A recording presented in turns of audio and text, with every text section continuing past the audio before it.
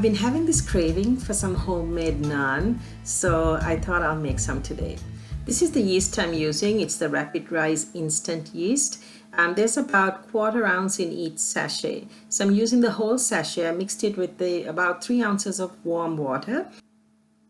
Stir it well but gently like this, and then leave it aside for about 5 to 10 minutes until you notice a little froth forming on the top, and then it'll be ready to use.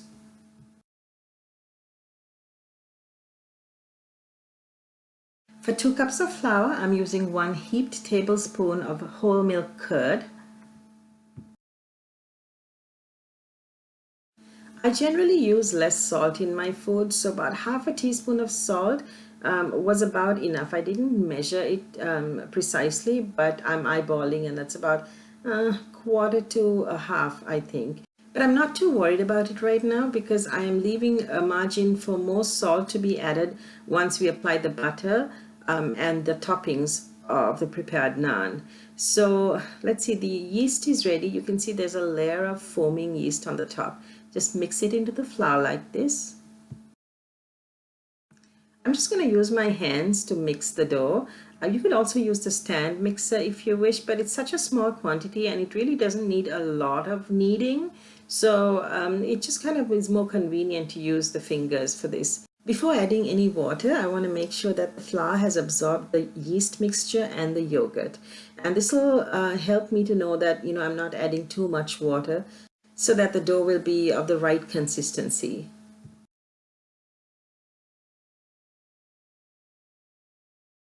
Add the water a little at a time, and each time you add, mix it really well. The dough should be, let's say, medium firm, not soft and not hard.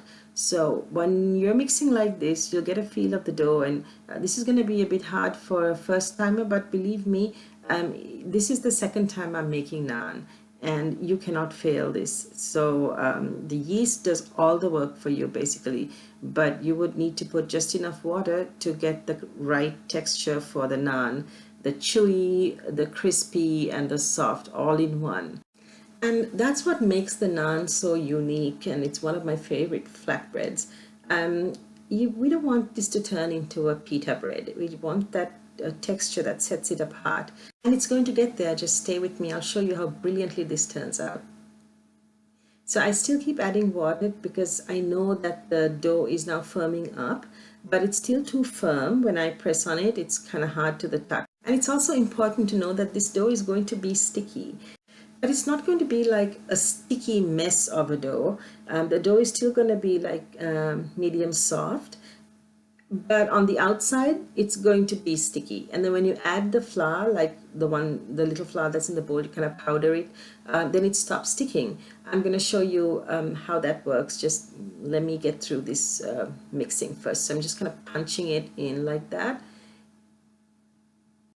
You're going to knead for about 10 minutes, and that's going to activate the gluten in the flour. The gluten is what makes the naan chewy. So if you don't knead it enough, then your naans are not going to have that slightly chewy texture. And if you over knead it, then it's going to be a hard naan. So you have to kind of, just have a balance there. And this is how the dough should look like. It's soft enough that when you pull it up, it kind of breaks apart like that. Then dust the ball of dough with a little bit of flour on the outside. Don't mix the flour in, but just kind of gently rub it on the outside, and that will stop it from being sticky and sticking to your hands.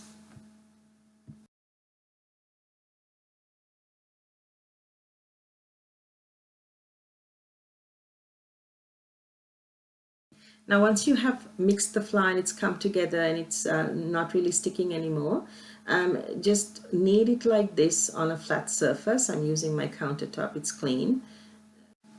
And you can also get a visual feel of the texture of the dough. And I keep adding flour a little at a time because it tends to stick as it keeps getting kneaded.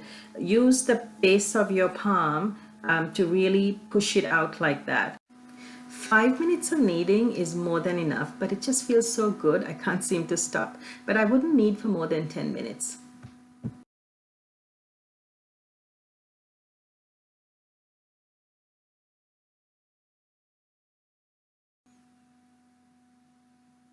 And that's it. The dough is ready. Just put it in a bowl, cover it up nicely so the air doesn't play into it. You can use only plastic wrap, but my plastic wrap wasn't sealing it properly, so I put a lid on the top as well. So this needs to sit in a warm place without any cold draft. I left it on my windowsill where there's sunshine, and it sat there for about 20 minutes. While the dough is rising, I am going to get my toppings ready. I don't have coriander leaves, but I have parsley. So I chopped the parsley, and that's what I'm going to use. Some green chili, fresh green chilies for spice. And I also have some sesame seeds. I haven't decided at this point if I'm going to use the sesame seeds, but it is an option. You could find anything in your fridge or pantry to top your naans with. I don't have fresh garlic today. So I'm using some garlic, granulated garlic or garlic powder with a little butter to make the garlic butter. Since I'm using unsalted butter, I needed to add a little bit of salt, so just a pinch of salt, some garlic powder, and about a tablespoon or two of butter. This will be enough for all the naans that I'm making. Initially, I thought that I had left it for about 20 minutes. It's actually closer to 30 minutes in direct sunlight, and you can see how the dough has risen. We don't want it to rise too much because this is a flatbread, so it's kind of sticky, but at this point you're going to need some oil. Just rub it on the dough like this, on just the outside, and I'm going to knead this very quickly, just for a couple of minutes, and then separate it into balls and flatten them out and bake it. Once you apply the oil on the outside of the dough, just kind of punch it gently and let out some of that air that has built up in the dough. You don't want it to puff out too much when it's baking. So just take a piece, any size that you want. I think the amount that I took was about the size of a large lime. Now when the oil is applied on the dough, it's really easy, and it kind of, when I do this, it makes that elongated shape. I don't even have to press it into that shape. You just kind of hold the dough from one end after applying the oil, and then it kind of drips down. So that's perfect. That's a perfect texture to have, the consistency. There's a couple of ways you can do this depending on the type of topping you plan on putting. If it's something like seeds or onions, chopped green chili, that kind of thing, you could just layer it on the top and press it down and then put it in the oven before baking. Or you could just sprinkle it on when it has baked and it's still hot, but you'd need the garlic butter first, otherwise nothing sticks on the naan after it has baked. So my oven is ready now. I've put the naan in. I just wanted to show you. You see the bright orange glow? That's because the heating element is just above the naan. And you want the naan to be as close as possible to the heating element so it bakes really, really fast. And here it is out of the oven, and it's really hot, so just handle with care. I have another one ready to go in, but before that I want to take this out and take a good look at it. It's well done. It's a little hard at first, but it softens up once you leave it for about 10 minutes to cool. I'm going to apply the garlic butter now, and then I have a bowl ready with some parchment paper and a towel. What I'm going to do is put all my hot naans into it as they come out of the oven. Then I'm going to cover it and leave it until it softens up. I feel that the condensation in the bowl softens up kind of steams it and softens up the naan a lot, so it becomes more like chewy and bready, and it doesn't stay dry and crusty. So in this for this naan, I'm just applying the fresh green chilies like this and the parsley, and I have already applied the butter. You just saw me do that, the garlic butter, and this is how it's going to be. It really looks nice and fresh. And in another one, I made it differently. I placed all the toppings like this on the dough and then pressed it down, and I put it in the oven. So I'll show you that in just a minute, but you can see how flexible it is. And this is the bowl I was telling you about. So just put it in there.